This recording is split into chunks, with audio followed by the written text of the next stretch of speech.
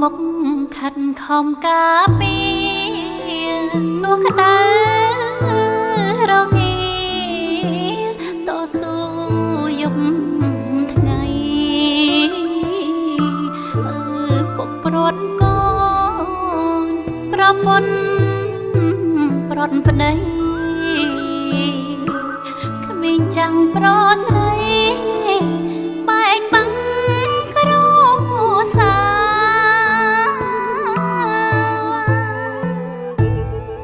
អង្គប្រាសា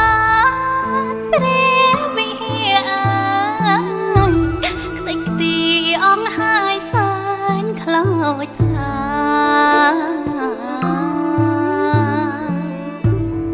ព្រោះតែចៅសៀមបាញ់ប្រហើគេពីដំតាមរតកអង្គ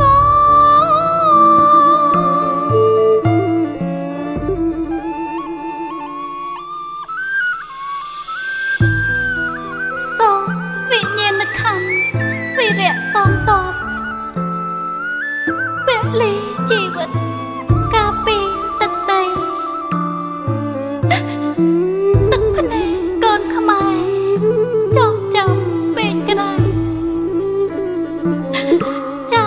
ឈ្មោះអ្នកថ្លៃលើទាំងសិលា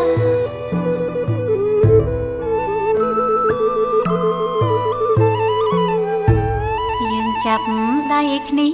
ផ្ដល់ជាកម្លាំងឲ្យកងតបច្បាំងឈ្នះមាចង់រៃសវណ្ណភូមិរុងរឿងគេឈ្មោះថ្លាថ្លៃសូមអបអ